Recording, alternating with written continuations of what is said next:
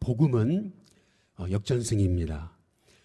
우리가 스포츠를 좋아하는 이유 중에 하나는 그것은 역전승 때문이죠. 저도 스포츠를 아주 좋아하는데요. 그 이유 중에 하나는 스포츠는 아주 정직하기 때문에 그렇습니다. 스포츠야말로 땀 흘린 만큼 땀 흘린 자가 승리하게 되는 것이 스포츠고, 또한 스포츠라는 것이 연약한 자도 얼마든지 강자를 이길 수 있는, 영원한 강자는 없고 또 영원한 약자가 없는 것이 그게 스포츠의 묘미가 아니겠습니까? 예수님께서는 오늘 우리에게 말씀하고 계시는 거죠. 조금 있으면 이렇게 말씀하시거든요. 조금 있으면이라고 하는 말씀을 계속 반복하고 계십니다. 그리고 23절에 보면은 그 날에는 이라고 이제 말씀하고 이제 계세요. 너희가 근심하겠으나 너희 근심이 도리어 기쁨이 될 것이다. 저녁에는 울음이 깃들었을지라도 아침에는 기쁨이 오리라. 이것이 바로 복음의 비밀이고, 이것이 바로 십자가와 부활의 비밀인 거죠. 이것이 바로 복음입니다. 우리 하나님은 역전승의 명수인 것이죠. 명수이신 것이죠. 마찬가지로 살아계신 하나님을 믿는 우리에게 하나님은 이렇게 우리의 삶에 근심이 변하여 기쁨으로 바꾸시는, 우리 인생에도 역전승의 비밀을 체험케 하시는 분이신 것입니다. 하만이 음모에 의해서 이스라엘 백성들을 다 몰살시키려고 하는 그러한 계략을 썼지만, 오히려 에스더가 죽으면 죽으리라 고백하고 기도하며 하나님 앞에 금식하며 나아갔을 때, 오히려 모르드게를 나무 위에 달려고 했던 그 장대에 하만이 매달리고 이스라엘 백성들이 극적인 역전승의 축복을 얻게 된 것처럼, 근심이 변하여 기쁨으로 바뀌어지게 된 것처럼, 마찬가지로 우리 예수님께서는 오늘 이 제자들에게 지금 말씀하고 계십니다.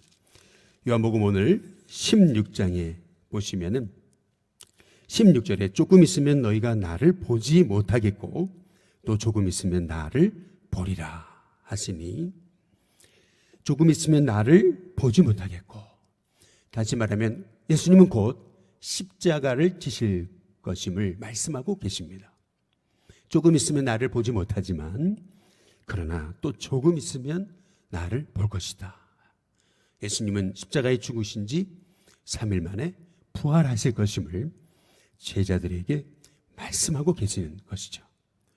마찬가지로 우리의 삶에도 절망이 변하여 기쁨으로 바꾸시는 분이 바로 우리 하나님이신 것입니다. 아무리 복음을 받지 않고 저 사람은 안 돼 라고 생각했던 그 영혼조차도 생명의 주님이 역사하시니까 그 복음을 그렇게 거부하고 다른 사람은 다 믿어도 저 사람은 안 믿을 거야 라고 했던 그 사람이 오히려 예수님을 믿고 변화돼서 복음의 놀라운 증인이 되게 하시는 분이 바로 우리 하나님이신 거죠. 그 누가 사도 바울이 변하여 생명의 주님을 증거하는 기독교의 가장 위대한 복음 전도자가 되리라고는 누가 상상이라도 했겠느냐는 것이죠.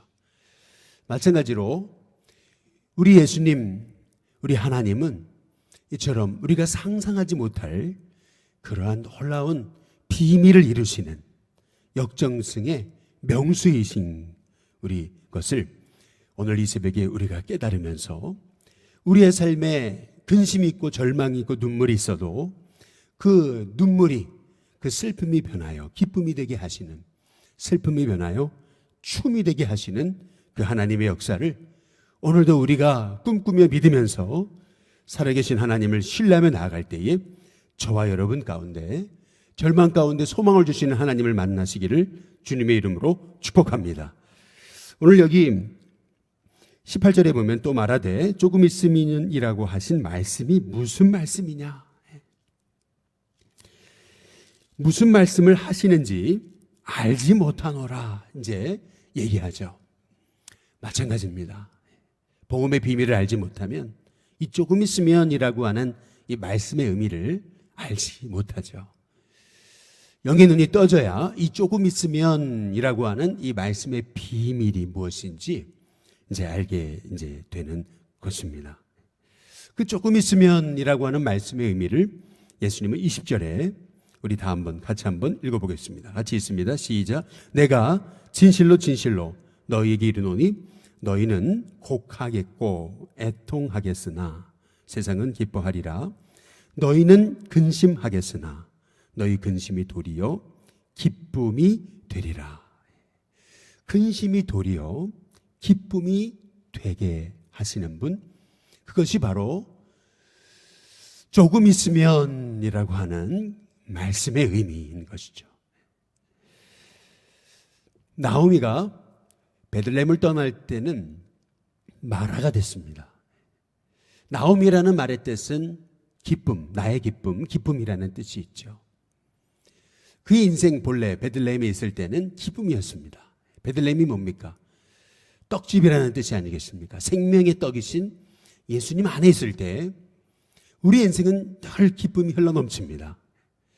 그러다가 나오미는 문제 만났다고 떡집을 떠나죠. 떡집을 떠난 결과 그에게 찾아온 것은 마라입니다. 나를 나오미라 부르지 말고 이제부터는 마라라 불러라. 마라가 무엇입니까? 쓰다라고 하는 뜻이 있는 것 아니겠습니까?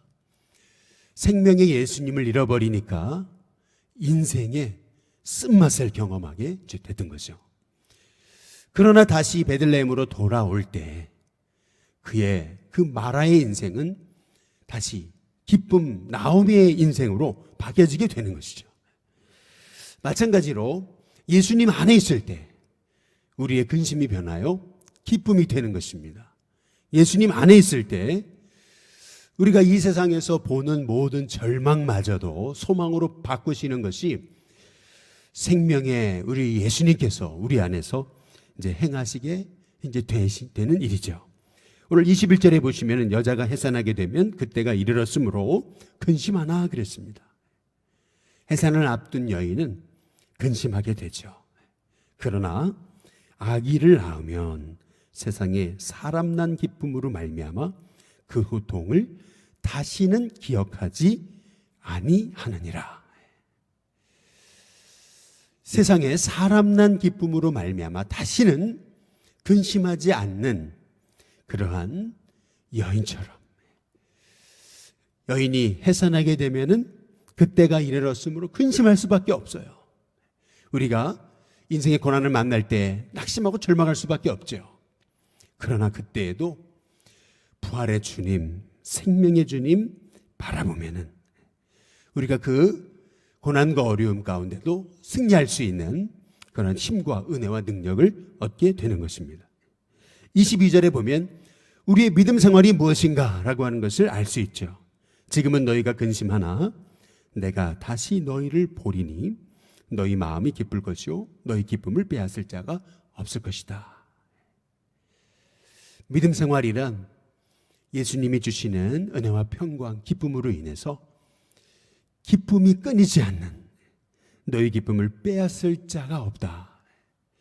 이것이 바로 믿음의 비밀이고 이것이 복음의 비밀이고 이것이 바로 예수를 믿는 하나님 자녀의 비밀인 것이죠. 예수님이 십자가에 죽으셨을 때 제자들은 다 도망쳤지 않습니까? 예수님이 부활해서 승천하셨을 때 제자들이 할 수 있는 일이라고는 마가다락방에 모여서 오로지 기도하는 일이었습니다. 우리가 뭘 할 수 있을까? 어찌하면 좋을까? 염려하고 두려워했지만 성령님이 오시잖아요. 성령님이 오시니까 그때부터 제자들이 완전히 새 사람이 되죠.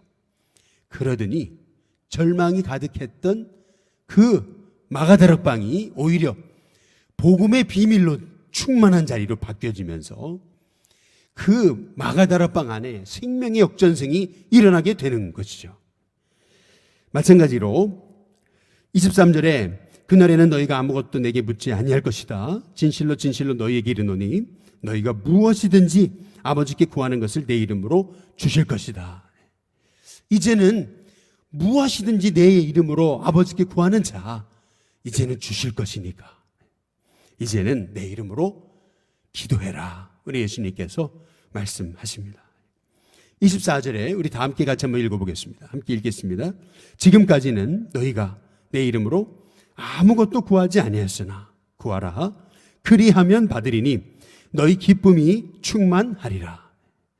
근심이 변하여 기쁨이 되고 한숨이 변하여 춤이 되게 하시는 비결, 그것은 우리 안에 계시는 성령님의 인도하심에 따라서 이제 오로지 기도하는 것입니다. 기도할 때에 반드시 너희 기쁨이, 너희 슬픔이 기쁨으로 바뀌어지는 은혜가 있게 하실 것이라고 약속하시는 것입니다.